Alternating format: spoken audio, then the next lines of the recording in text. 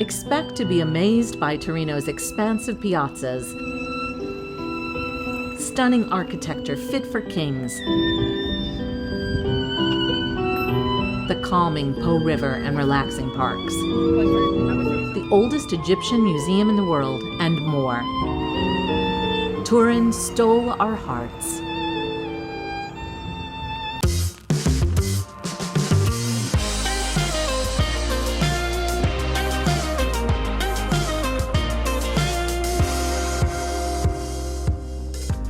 Welcome back to Finding Gina Marie, where we share our lives as full-time travelers and the connections we make along the way.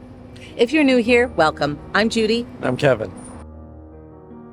We heard some great things about Turin, so we knew we needed to squeeze it into our plans. We could only stay a week because we had to work the trip around a train ride on the Glacier Express through Switzerland that we had already locked in. Stay tuned for that episode. If you saw last week's video, we spent a week in Genoa first. From there, Turin was a quick and comfortable 2-hour train ride north. We are so glad that we made time for Turin. There is so much to love here. Turin is the capital city of the Piedmont region and was the first Italian capital from 1861 to 1865.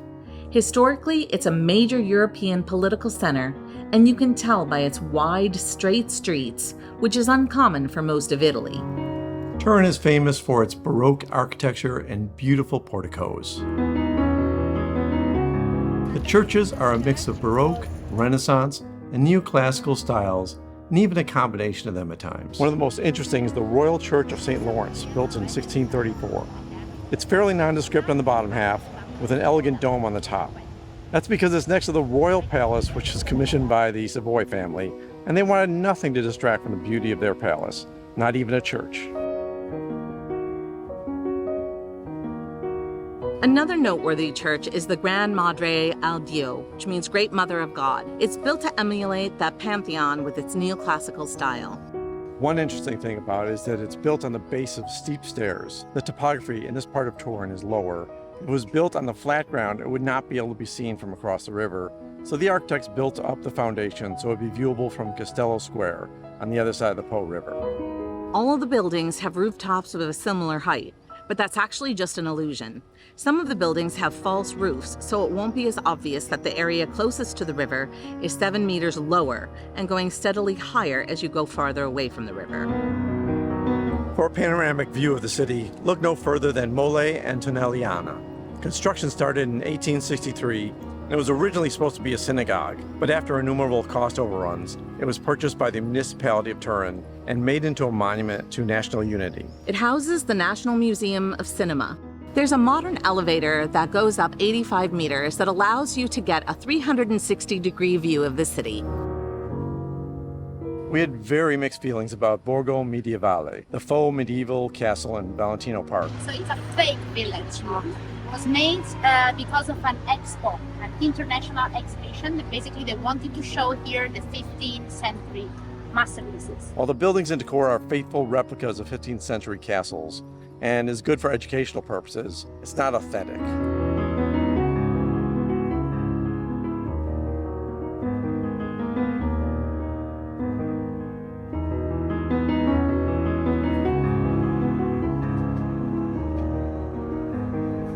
We loved Valentino Park, and the castle has food and beverages and Western-style toilets, whereas the park itself only has squat-style toilets. So there are some pluses.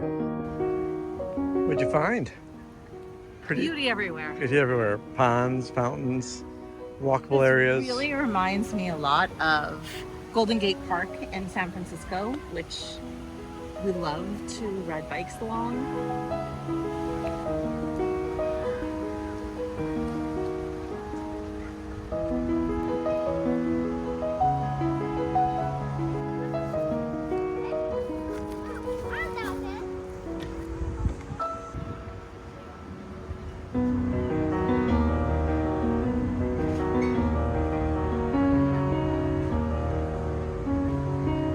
I primarily knew about Turin as being the place where the Shroud was kept. One of the relics, the most important one, this one is the relic of Jesus Christ. When I was doing research for visiting Turin, I couldn't find any way to see the Shroud of Turin, which, if you're not familiar, is believed to be a burial cloth of Jesus Christ. The church itself does a good job of spotlighting it, though. There's a box on the left side of the church that's behind a glass that protects the shroud. The church has gone back and forth regarding its authenticity. One of our guides here confirmed that for preservation purposes, the shroud is only displayed every 5 years, except for a jubilee or some special exhibit that the Pope allows. So the next time you can view it in person will be 2025. And there are multiple video displays with portions of the shroud and closed captioning so that you can read about the history and the wounds. One of the reasons we were interested in coming here was that Turin has the oldest Egyptian museum in the world. It's older than Cairo's and only second to theirs in the way of being the largest and most important in terms of value and quantity of finds. My wife is Italian. I am Egyptian. Okay. My origin is Egyptian. My wife is Italian, and she's an Italian teacher. I didn't know about the Egyptian museum until we visited Egypt, and they mentioned that so many of the artifacts they talked about weren't actually in Egypt, but rather in Italy and the UK and a few other places.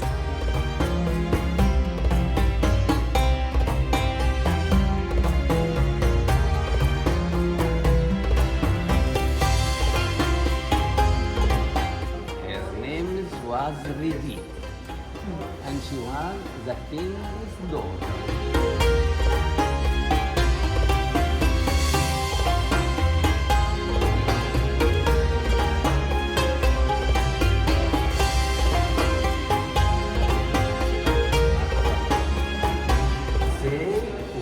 They were 4 different gods.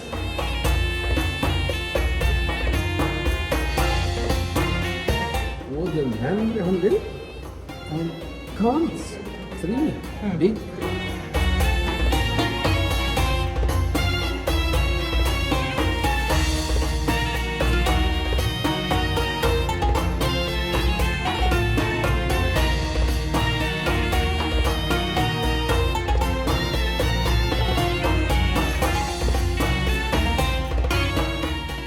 What a feast for the eyes! Mercato Centrale Torino is the largest open-air fruit and vegetable market in Europe. The market runs daily from 8 a.m. to 2 p.m., and it has 754 stalls. On Saturdays, the outdoor market has everything imaginable: clothes, shoes, luggage, bedding, curtains, toys, records, you name it. Near our Airbnb, we really didn't see anything more than a mini market for groceries.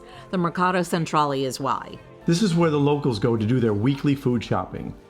Blueberries were €4 per kilo.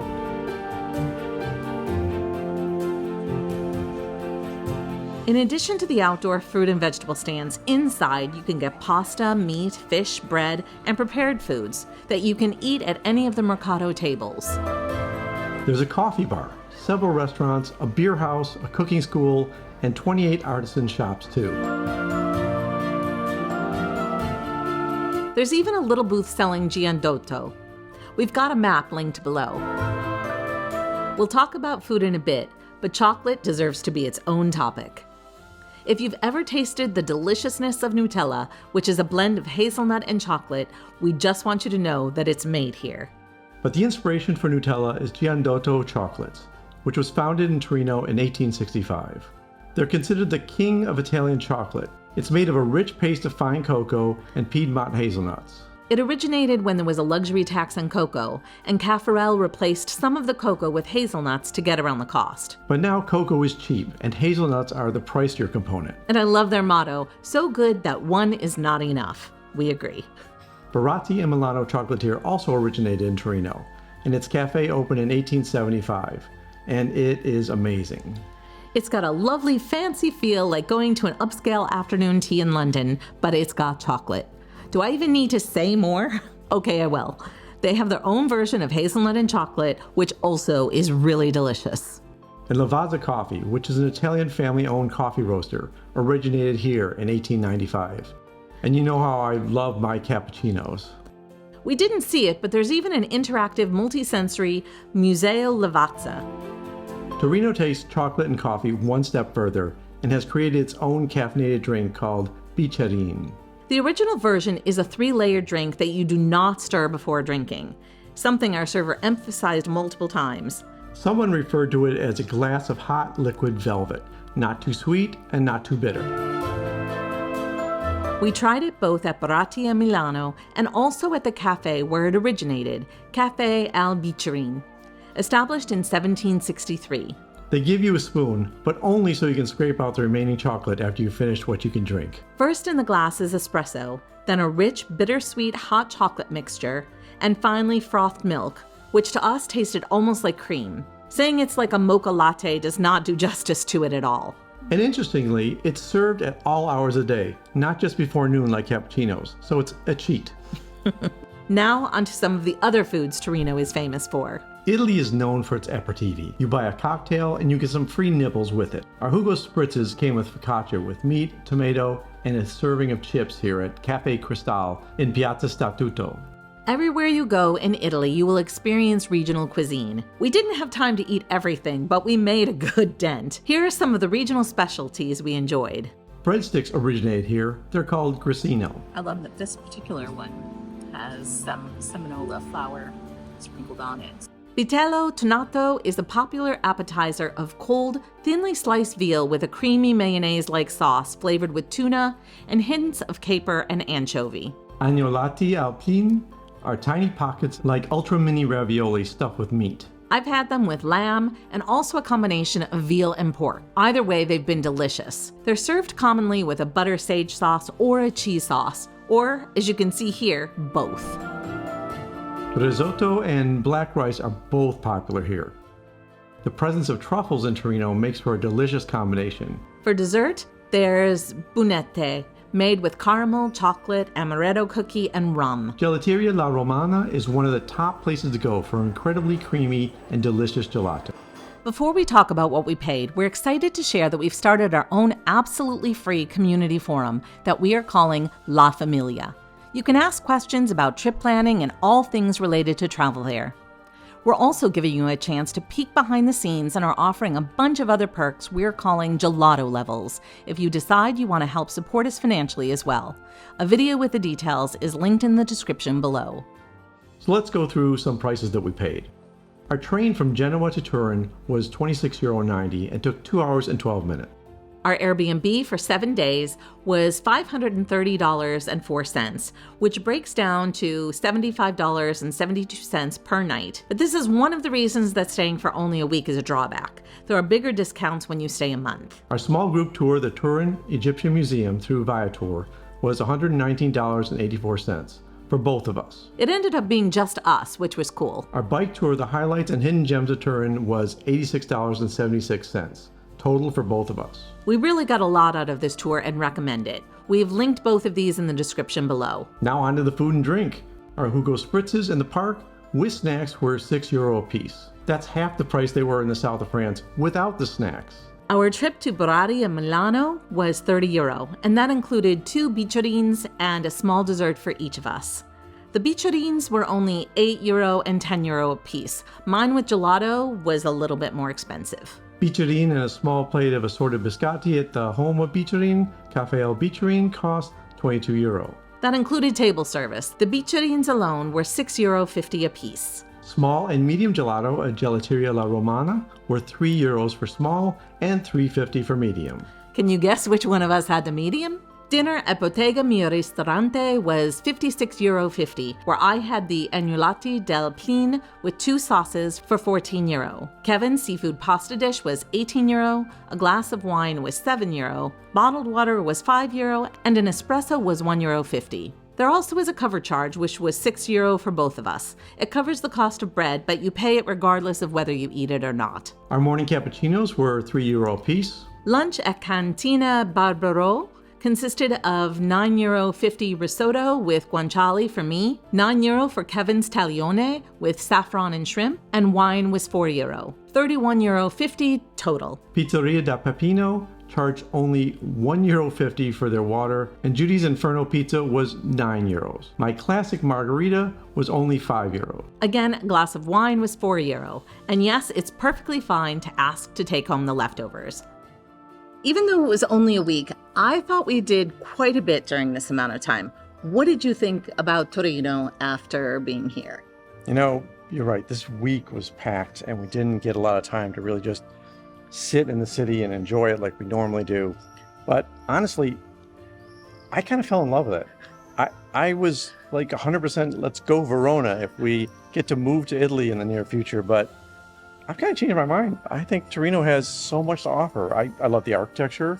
I love the availability of museums and restaurants, and I can't find too many negatives about this city. So kind of excited. I want to come back here for much longer than a week.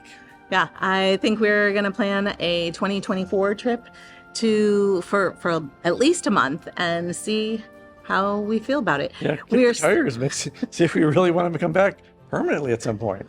We're not ready to stop traveling anytime soon, so it will still be at least a couple of years before we can even think about doing something like that.